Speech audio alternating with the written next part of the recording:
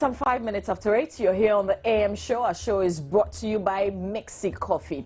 And just some caution out there, it's raining in some parts of the capital. So if you're just about setting out, please be careful and take an umbrella. It will be good if you have an umbrella on you. And if you're driving, please be careful. Some of the roads are slippery. But agreed, things are hard. And I've had this discussion here on the show before. But now things are really hard. We're all complaining. Effective July, which is 1st of July, which is just somewhere next week, we know that water, electricity is going to go up. Already fuel prices will also go up, except that even now we can't even get it. Everything is going to go up.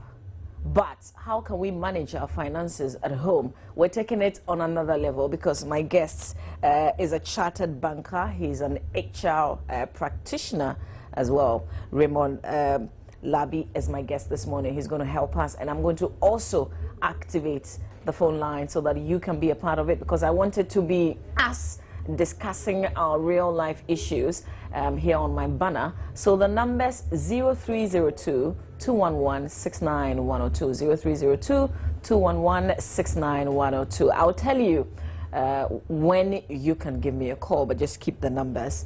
All right, so Raymond, good morning and thank you for your time. Good morning, Mama V. So things are hard. Things are hard, and it would be wrong to say things are not hard. It is, but as human beings, we need to respond adequately to the issues that confront us each and every day. You know, when I heard after the PRC said that they were adjusting prices and that it was going to go up, because the CD had depreciated, I thought, okay, should you also be pushing for our salaries? Because if the CD has depreciated, it means that the amount of money that you're paying me cannot do the things that I would normally use it for. So if it can also go up. But unfortunately, this cannot happen everywhere. I mean, it's some sort of discussion that all of us can start.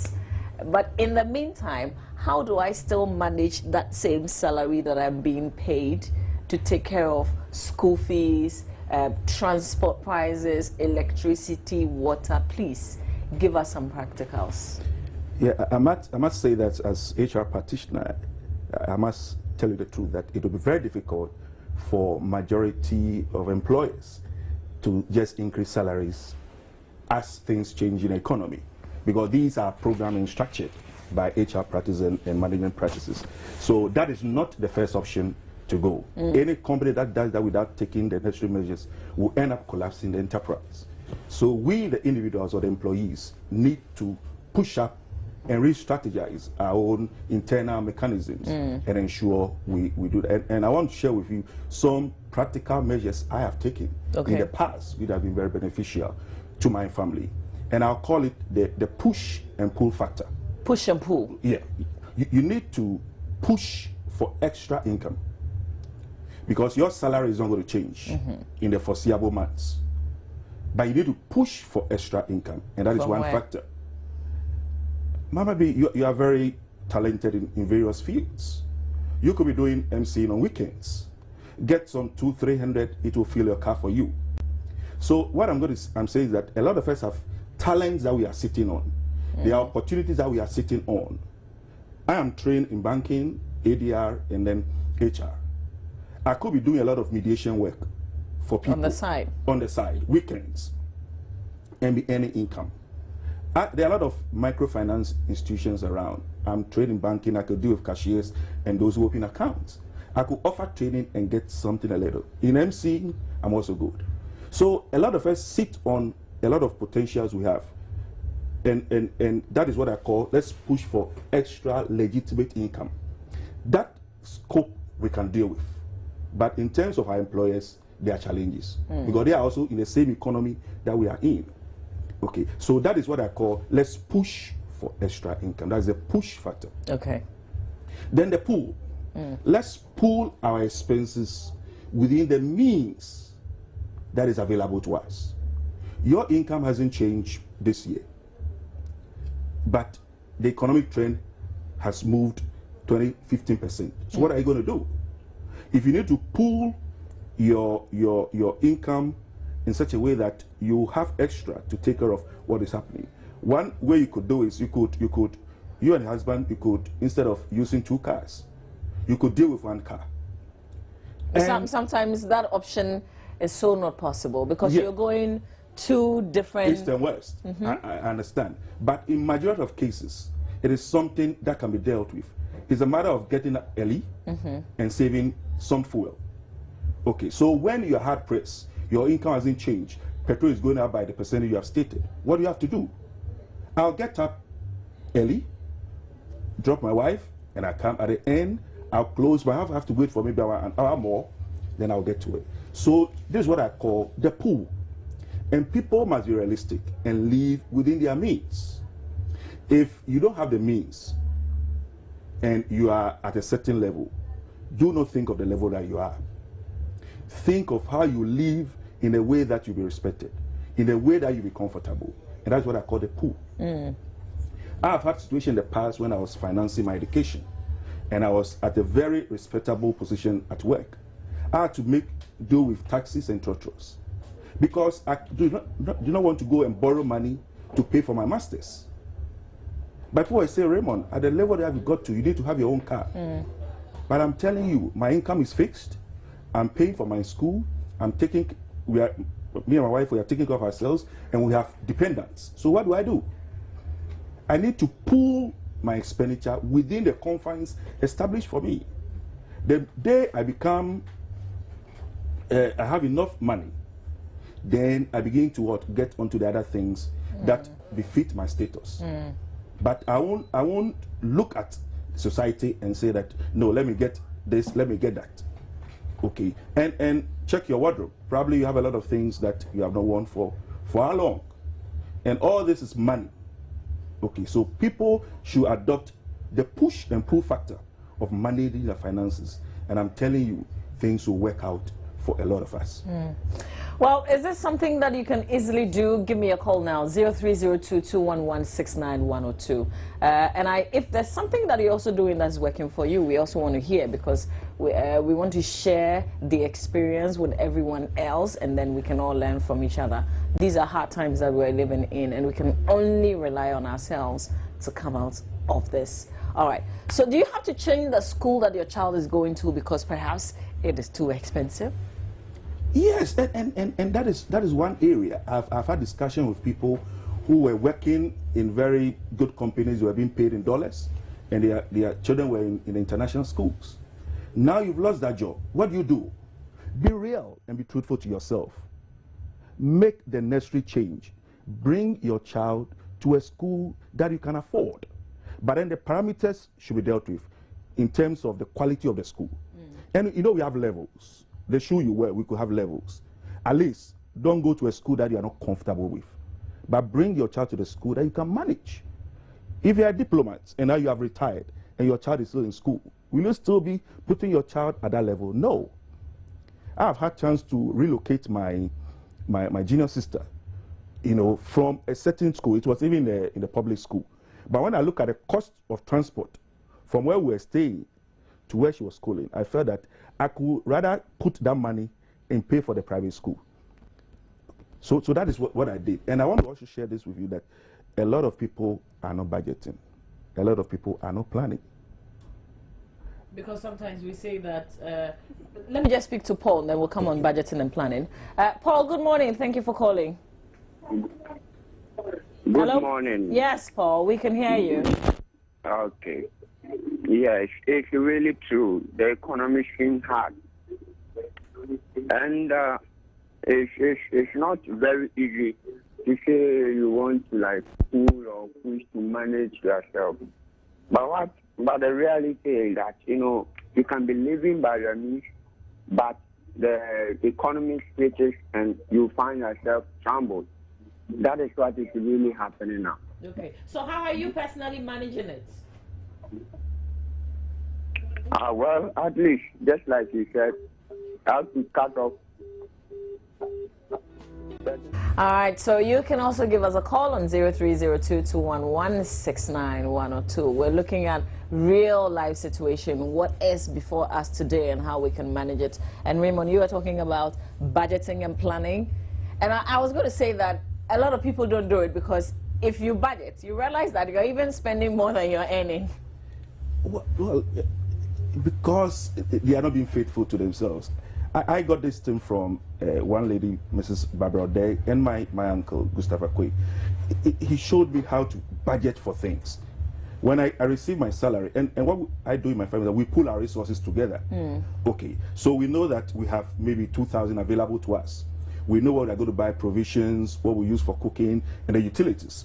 And I stick to it. The extra income is there for other things. But I will not go beyond my budget. When we get to the market, we'll buy to the limit of our budget. And people must be faithful to that. Because money is not going to come from anywhere. I mean, legitimate money is not going to come from anywhere. So people should learn how to budget. And I just show you a glance. This is what I've done. Okay, so this is our budget for every month. And I review it based on circumstances. If things change, now petrol is going to go up. I need to increase the amount for petrol and decrease what I put in my pocket as free-flowing money. Okay. And that is what we do. And I discussed that with my wife. If people would team up their resources, because you could have a lot of money that if you don't put it in the pool, you are going to have a situation you'll be spending it on things that will not help the family. Okay. I'll speak to Michael now, who is calling from Tamale, and then I'll come back to other things that you don't budget for, but that happen, you know, like emergencies. I'll come back to that with you. But Michael, thank you for your call. Good morning. You're on air. Good morning. Yes, Michael. I just wanted to react a little to the gentleman's assertion that a lot of people are not budgeting. Yeah, but you see, many people don't need to budget because a lot of people know they have a fixed income at the end of every month, and they know there are very constant expenditure they need to incur at the end of every month. So there is no need to do the budgeting. Sometimes when you do the budgeting, you realize that you are even budgeting on income that's not even going to come. You see, so we know, for instance, that we have to pay the bills, we have to pay for transport, we have to pay for education, we have to pay for this, and we know that we have this much at the end of the month. So there really is no point in budgeting. We can budget if we expect some other kind of income, but at the end of the month you have nothing except what is always so fixed, and that is always on the decline. So I feel that if perhaps there are other sources of income, then perhaps people need to budget, fine, or people need to use this budget to rather sort of attract income. That's okay. But in the real life situations, you cannot even make a little saving from your salary. So you cannot really leave budget. In fact, sometimes you find that you have to leave some of the very necessary expenditure in favor of others that are very relevant, so much relevance to the family. Okay, but Michael, have you identified something that you can be doing on the sides? Well, that also depends on your current job. If your current job doesn't give you the time, you cannot really do anything on the side, can you? Yeah, I knew when we were going to have this conversation that was going to come up. But you have weekends, for instance. I mean, you don't work 24 hours. Yeah, you don't work 24 hours. For the weekends, you'll be with your family, wouldn't you? Because all of the weekdays they are in school and you're also at work. You probably be home in the evening, and perhaps by the time you are home, they are asleep. And during the weekends, you perhaps would socialize with them. And so you really cannot have that much time. Of course, if currently you are doing your own work, for instance, you are doing your own business, then in that case, you are able to schedule yourself to be flexible in terms of time. That's fine. Okay. Then perhaps you can expand or venture into other areas of business. That's okay. All right, Michael. Thank you. Yeah, thank you. Thank you. But I tell you what, all is not lost.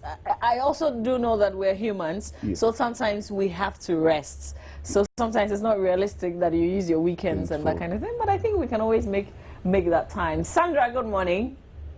Good morning, Mama V. Yes, Sandra. I hope you're well. I'm good. Please go ahead. I don't understand the pull and push principle the gentleman is talking about, because at the end of the day, even if you plan, if you budget, and you go to the market, you realize that the prices of things are always going up. So how then do you plan, even to whatever he's talking about? He said you should cut down your expenses. In Ghana, most people cannot even have 3 square meals. So how then do you cut down your expenses if you cannot live, what do you call it? If you cannot live within your reach? Okay. All right, Sandra. So it's quite difficult. I don't understand this pull and push principle the gentleman is talking about. Okay, but give us more realistic principles that we can. Okay, but tell me how you're personally managing the situation, though. Mama V, seriously, I'm confused. I don't know how I'm even managing my own expenses or I can't plan anything. As of now, it's difficult for me to plan. Okay, do you have one job or you've got 2 jobs? I have one job. I work on Saturdays as well. Okay. Any special talent? Think about it. Something that you can do. Even. And when do I do that? Because I'm a nursing mother. I work on weekends. I only have Sunday, and Sunday I go to church. So how do I get another job if I'm raising a little girl? She's only 4 months old. Okay. Sandra, I understand you. Difficult. Yeah, it is difficult, but we'll find a way. There's always a way out, I tell you. There's always a way out. Let me speak to Sandra. Thank you so much for your call. Please take note of that. I'll speak to Francisca, who's joining us from Kumasi, and then we'll box it all up and find some answers. Francisca? Hello, Francisca? Good morning, yeah. Good morning, Francisca. How are you doing? I'm doing good, and you? I am doing very well, by His grace. Oh, okay. You're looking beautiful. Oh, thank you. Okay. Mama, my problem is I work with one of the insurance companies in Kumasi. But after I close from work, I also trade with some wines and biscuits, you see. So that one, to what Mr. Raymond was telling us this morning, I think when we use it, it will definitely help us. When you practice the silence that we have. For me, I love trading a lot, but I'm now working with one of the insurance companies, and that one wouldn't stop me to stop trading. After my work, when I come back home, I also trade. I have people that how should I deposit? I give some people wine, biscuits. Okay. That one too is helping my family a lot. Okay. All right. Thank you, Francisca, for sharing. And that just brings to mind, you know, I was thinking, Raymond, that I buy call cards a lot. And recently I was like, so why haven't I bought it in bulk to even sell? Because there are a lot of people who buy it around, you know. That is what they call push for opportunities around you. And my former workplace, one lady was selling it, and we were even teasing that she was using it to finance a first degree. You know, that was on the human side. But at least she was getting something that could even finance a transport to work and back home. So a lot of people, even this shito, I bring shito to work almost every day. So when I buy kinky, I use and colleagues come for it. I can use it to say, okay, my in-law, give me more. Yeah. I'll be selling it to. Just package it in small containers, and then you are right there on the road. Look, in these hard times, it is only pushing for such opportunities that will free us. Okay, so I want you to address Sandra's situation because it's very complicated. She's got a little girl that she's taking care of. She works even on Saturdays, and then on Sundays she goes to church, which is a good thing. And you know that she's human, so she's got to rest as well. Yeah. She is in what we call a very tight situation. It's maybe not following the trend of majority, but what she needs to know that she needs to push for things. There could be options. Okay, can I get somebody at a cheaper cost to look after my child for me and go out and exploit my talents and earn more? These are options. When people stay abroad, they sort of look at the cost of the nanny and cost of working. And then so they find out if they go and work, they earn less. So they prefer to stay at home and then take care of the baby. So she can tell it the other way around in Ghana that, okay, I can get an auntie who is at home to take care of what? The baby, whilst I spend my extra time to bring in more money. And I don't mean to further complicate it, but getting an external person, if it's a family member, getting that person, remember, it means that you have another stomach to feed. It should be paid for. Because it's not free. now you're feeding, you have to give that person breakfast, lunch, and then supper. And you don't know how much the person consumes. And you're leaving your whole house to the person. If you come and milk is finished, and and that kind of thing. But let me just speak to Shani. We'll come back to this issue.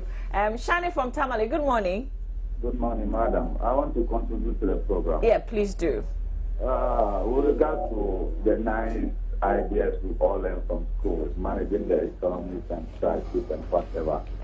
With recent economic situation, how do you manage? Because you have a price of a product in the market, you buy it, get to the house, by the time you return to the market, the price has increased. So what then do you do? Because it's like if you have a single price of a product for 1 month, 2 months, or even getting to 3 months, you then come back to your economic situation, then think about what you earn, your revenue, and how you will be able to manage your expenditure. But situations now, madam, you can't manage.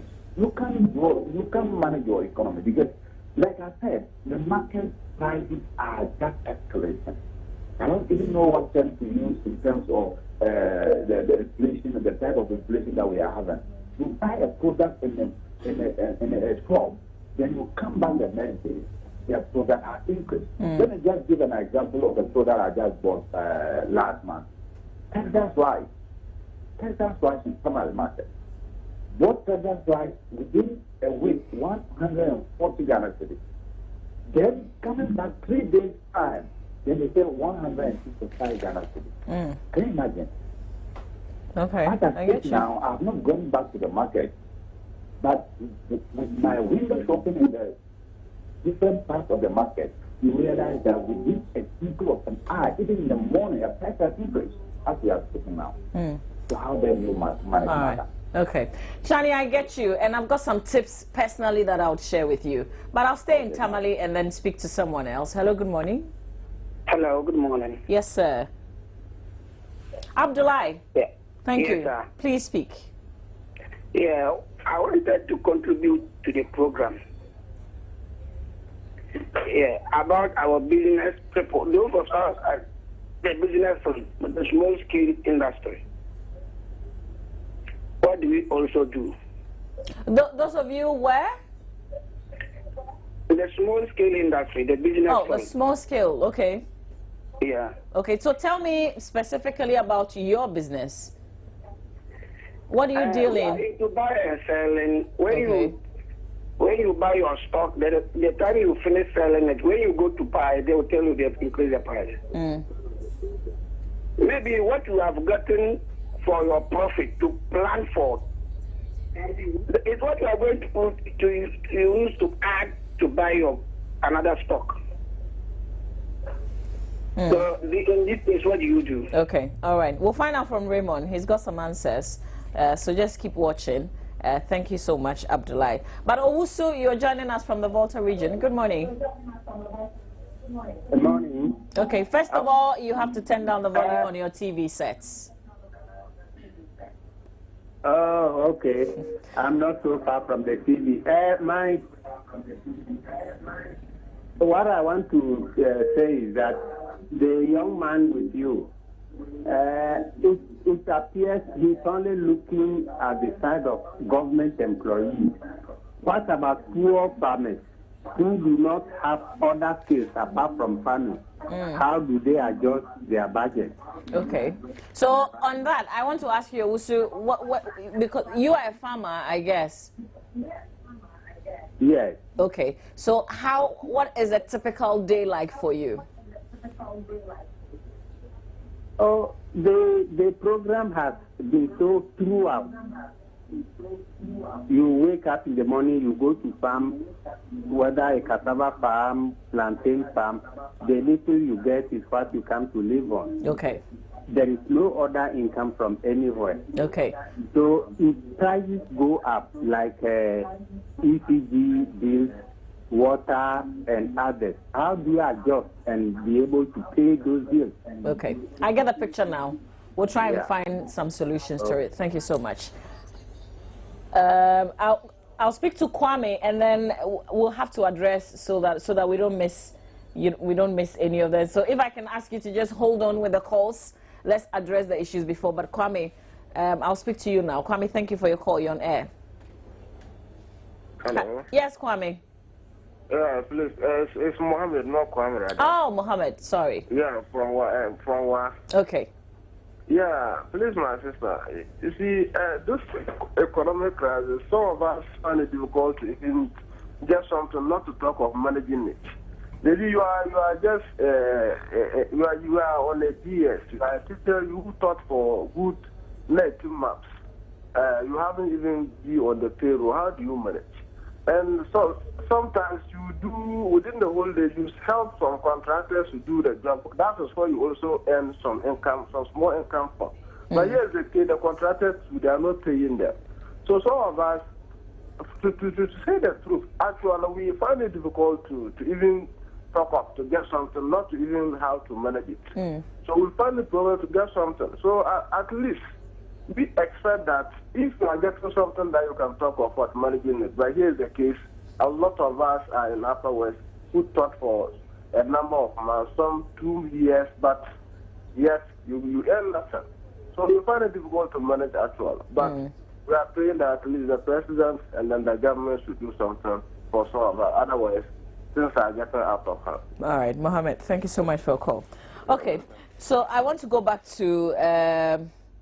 there was the issue, Sandra's issue. I think what we are saying is you can still find something that you can still do. Maybe selling something to people around you who really need it every day. And I said the call cards. Everybody buys credits because everybody has a phone. Yeah. So you can start from there around your office. And you make something out of it. So there were also calls about when you go back to the markets, the price has gone up. I don't know if it was Michael... or Shannon who said that.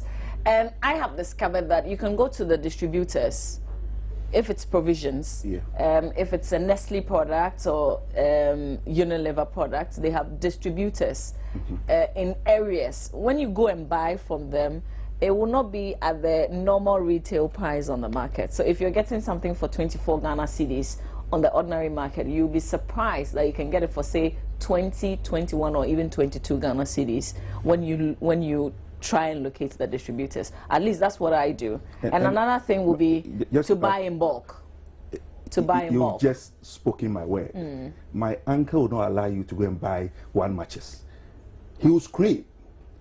You are wasting resources. Buy in bulk. This year, I have not bought rice. I have not bought oil because I did all those things in December. So all the price changes, it's not affecting me. And people should learn to buy in bulk. I buy Rexona 1 box, and I know how many we are supposed to use per, what do you call it, per month. And it will last to a certain time, then I restock. You see, I don't cry about things I cannot change. There are some things I know I cannot change. So I'll deal with the things I can manage. Like I can save and buy in bulk from the distributor. Yeah. I not buy from my area. One tiro. No. I buy about 4, 5. And I know it should last me for 2, 3 months. And we'll work according to that. I'll release it from the storeroom to where we'll use it in such a manner that everybody knows that we can't go beyond our budget. These are things I have control over. Yeah. And these are the, and about savings. We know times are hard, but we can relax on. My wife loves pork meat, and I look at, so every week if we buy, by the end of the month, that cost can sometimes equal to how much we have spent on cooking for. But you know that sometimes if you're looking at what you use your money for, I mean every little thing, then you will even buy chocolate. Seriously. No. So sometimes you want to forget about it and just be a normal human being. No, once in Because a if you while. think about how much you spend on every little thing. Yes, but once in a while you can go gay and buy your wife or husband something that you normally do not do, because you need to manage your budget. You can't go around borrowing from people all over. You cannot do that. So I try to live within my budget. Sometimes I get accused by my colleagues that Raymond, you don't know. You're chisel. But I tell them that I'm more generous towards those who are really needy.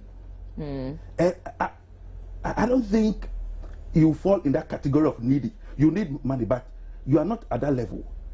So if you want me to buy you ice cream, I'll say, Mama, no, I know a little girl in GSS who hasn't paid classes fee. I'll prefer to push that money towards that person. Okay, but I will not bring it down your lane, because I think you are at the level you can manage on some of these basic things. And then they'll go, Raymond, no. But I'm managing my expenses so that I will not go and borrow, because I'm a banker and I know the cost of borrowing. Also raise the issue about if you're a farmer and all you know how is to farm, and the routine is you go get the stuff from the farm and then you sell. That's all you do. So how can you also make extra monies? That's why the principle of pushing for something extra. What can you do as a farmer? Beyond farming, what else can you do?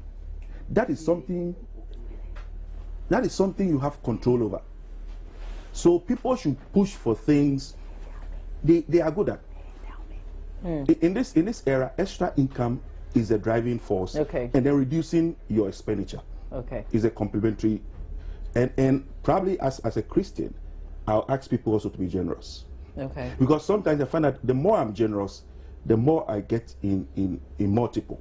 Sometimes you just go and pay somebody's school fees, and before you realize something is coming down your way. And I want people to be generous. Okay.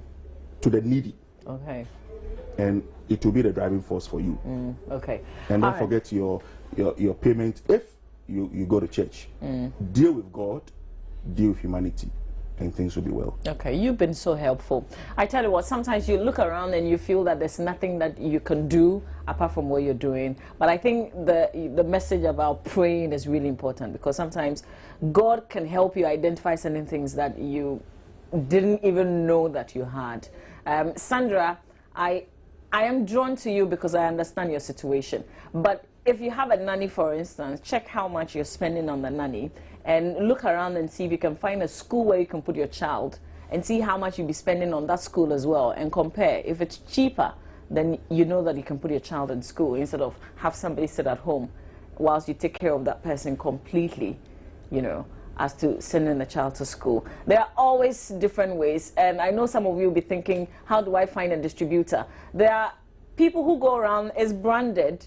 I can't mention, but for instance, if it's Mixi Coffee, you find there's this small car on 3 tires. It's like a tricycle, and it's branded. You see Mixi Coffee. You can stop them because they sell the products that you see around the vehicle and even more, and you can get it at cheaper prices. I am in Kokomlemle, for instance. I'll go to Malata because it's just here to buy foodstuffs, which is cheaper, and then I can buy for 2 weeks or for a week. It's all helpful. Stop buying, if you can, from your area, the area where you live, because usually the things are really expensive there. We hope that we've been able to help you manage the situation. Raymond Nabi, thank you so much for your time this morning. This is something that we'll continue to do because we're still in the situation. Up next, I'm talking to Coach Opele Boateng because we've made headlines. We have made headlines. People are feeding on our story, and people are laughing at us as well. How could we have carried that much money to Brazil, you know, like open like that? I thought it was a joke, but it's real. But what was our preparation towards Brazil? What should we be thinking about now? That's what I'm discussing with him. He's managed the Black Starlets before, so he knows exactly what to do. Stay with me here on the AM show.